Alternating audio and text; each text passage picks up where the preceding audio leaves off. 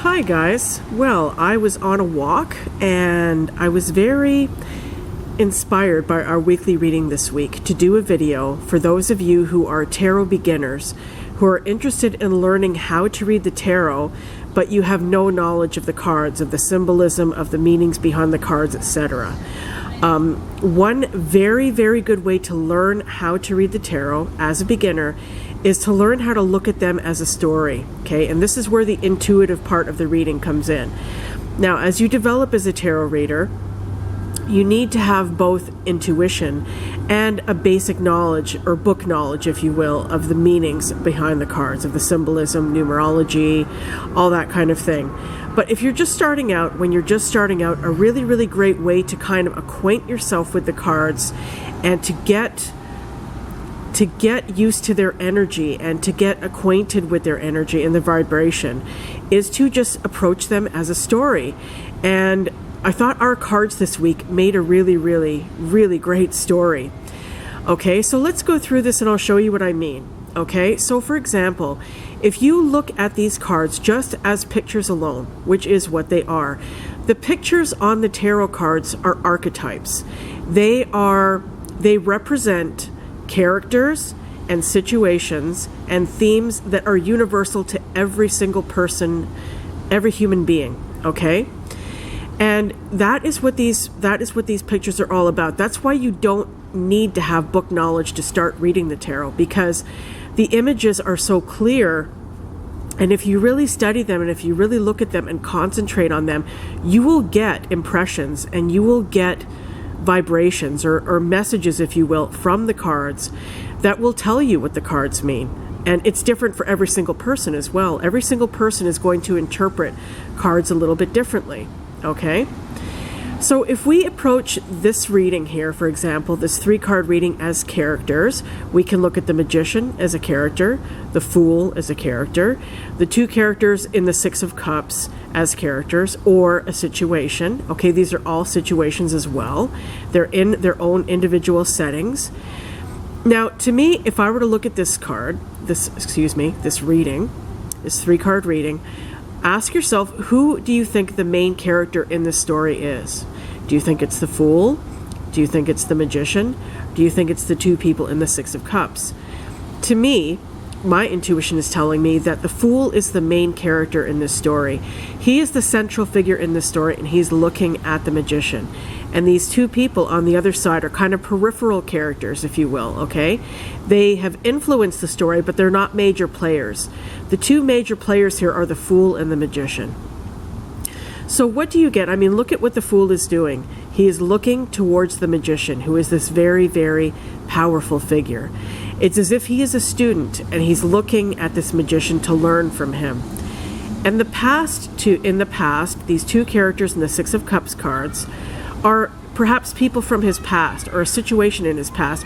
Perhaps the younger boy in the picture is the younger version of the Fool, and he's remembering a time in his life when he was very happy, or when things were very idyllic and things were simpler.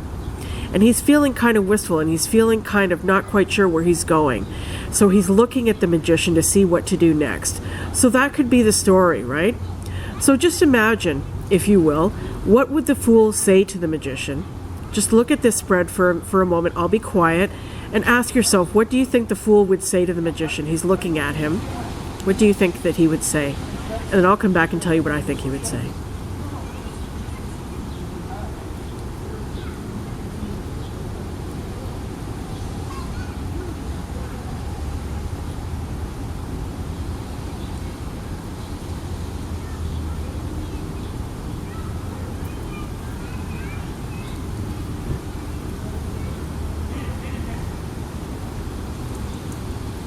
Okay, well, I will chime in now, and you can always go back and pause the video or watch it again later if you didn't get a hit off that.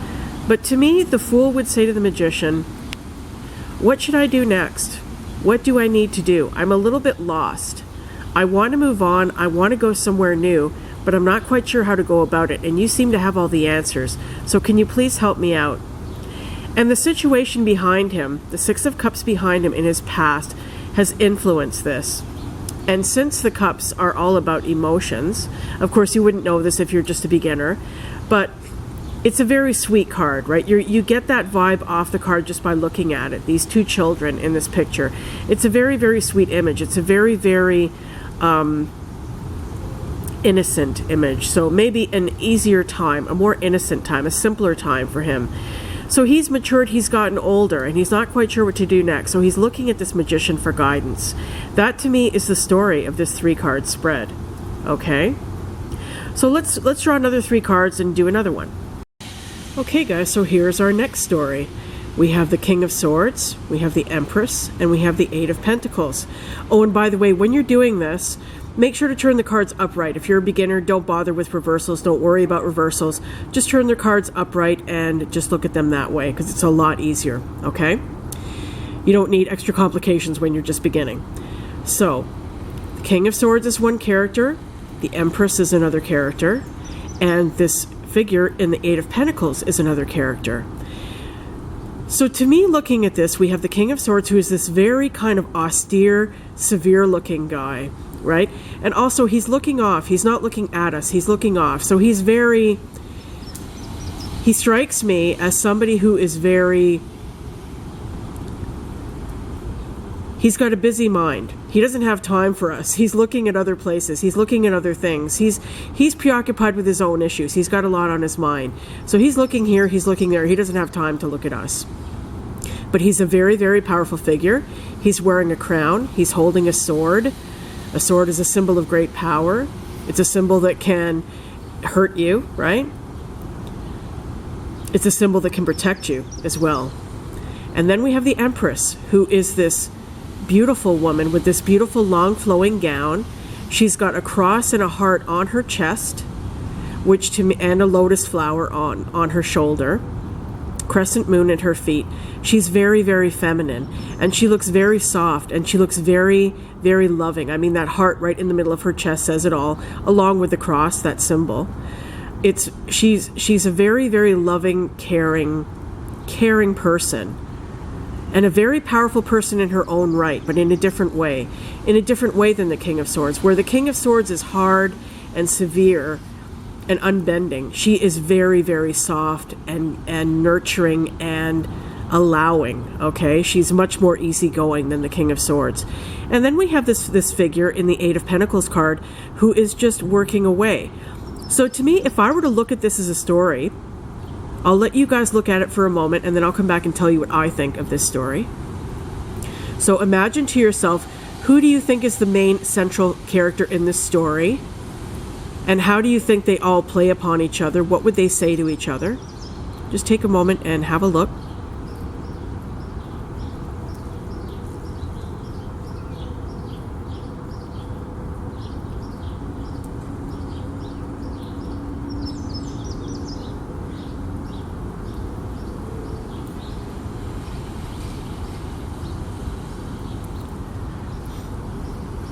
Okay, so once again, I will chime in. If you guys didn't have enough time to come up with your own synopsis, then just pause the video or come back and watch it later. But to me, the central figure in this story is the man in the 8 of Pentacles card. And to me, the King of Swords and the Empress are his parents, okay? The King of Swords was his dad, who is this really kind of severe, hardline guy who told him to work hard, put your nose to the grindstone, make yourself a good living, concentrate on your duties as a worker, and make a solid foundation for yourself and work hard. And the Empress was his mother, who was this very, very loving woman who wanted the best for her son and nurtured him and loved him. But to me, this man is his primary influence was his dad, the King of Swords, and he has learned that his primary focus in life right now, at least, is to work hard, put his nose to the grindstone, maybe put his dreams of a more artistic career or something like that on the back burner. Maybe his mother would have encouraged him to, become an artist or a musician or do what moved him artistically or creatively, or, that allowed him to express his emotions, but he seems to have gone more with the practical side of things. So right now he is just in this job, and he's working very hard and dutifully. He's very, very focused on his task. He's not about his dreams. He's not about art. He's not about any of that. Well, art in the sense that he's creating his own art. He's an artisan, he looks like.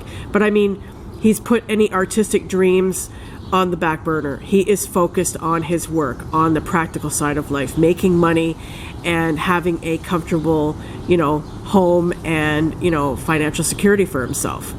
So that to me is kind of the basis of this story. Let's do one more.